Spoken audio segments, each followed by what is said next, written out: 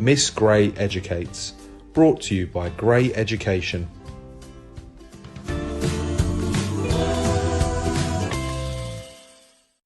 Fletcher and the Falling Leaves by Julia Rawlinson. The world was changing. Each morning, when Fletcher bounded out of the den, everything seemed just a little bit different. The rich green of the forest was turning to a dusty gold, and the soft, swishing sound of the summer was fading to a crinkly whisper. Fletcher's favourite tree looked dull, dry and brown. Fletcher was beginning to get worried.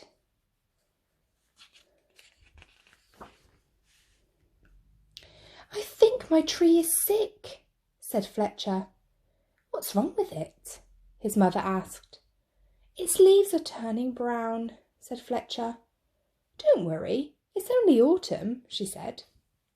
Fletcher ran back to his tree and patted the rough bark. "Don't worry, it's only autumn," he said. "You'll feel better soon." But the tree didn't get better. Each day, more leaves turned brown. One morning, the wind blew a small brown leaf off a branch. Fletcher jumped up and caught it, very gently, in his paw. "Don't worry, tree. I've got your leaf. I'll fix you." Fletcher looked around, picked a piece of grass, and carefully tied the leaf to a branch. Just then, another gust of wind ruffled Fletcher's fur. The little leaf shook itself free and fluttered back to the ground.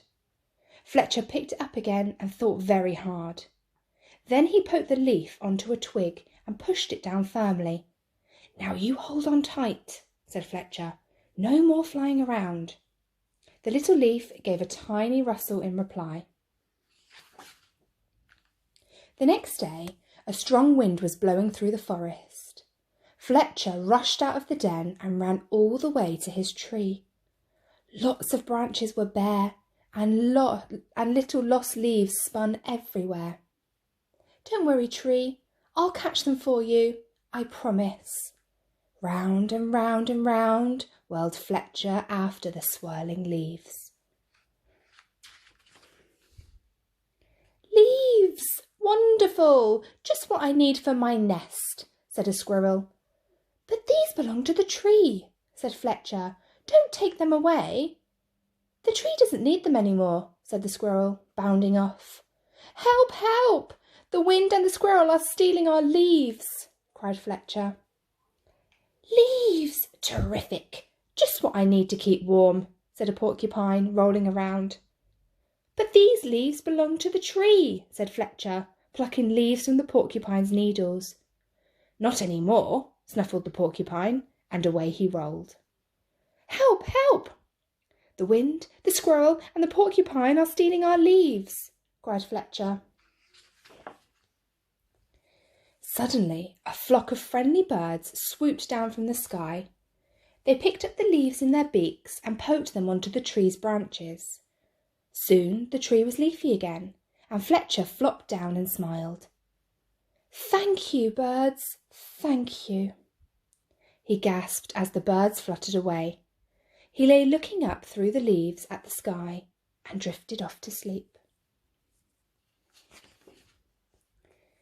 But the wind continued to blow and the branches still danced. The leaves shivered and shook themselves and began to wriggle free.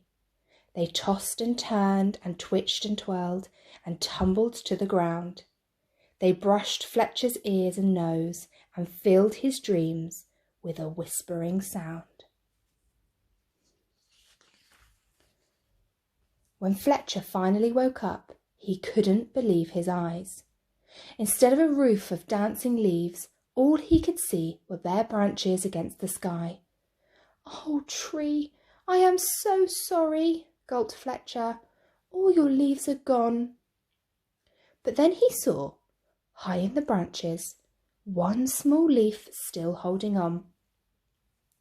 "I won't let the wind steal that one," said Fletcher, and he began to climb. He crawled along to the last leaf and held it firmly onto its branch. All day long the wind blew. The branch bounced and Fletcher held tight. "I'll stay with you, Leaf," he said. "Don't worry."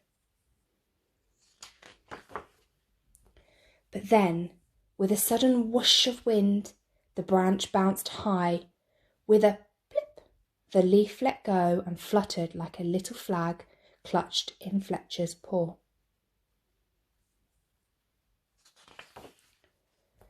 Fletcher looked sadly at the leaf he had promised to save. He carried it carefully down the tree and back to the den. He made a cosy little bed for it and gently tucked it in. But all night long he could only think of his tree, all on its own. At dawn, Fletcher tiptoed outside. The wind had finally stopped blowing and the air was cold. The moon still hung in the clear sky and pale stars glimmered. As he came to his favourite tree, Fletcher saw a magical sight.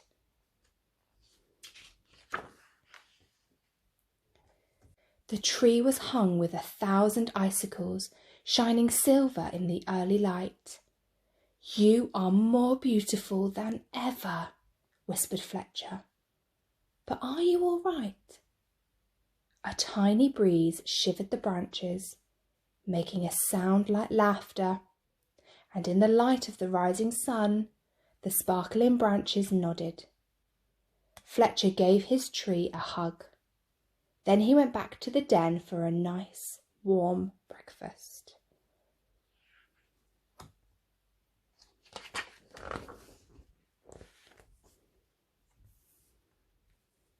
Miss Gray Educates, brought to you by Gray Education.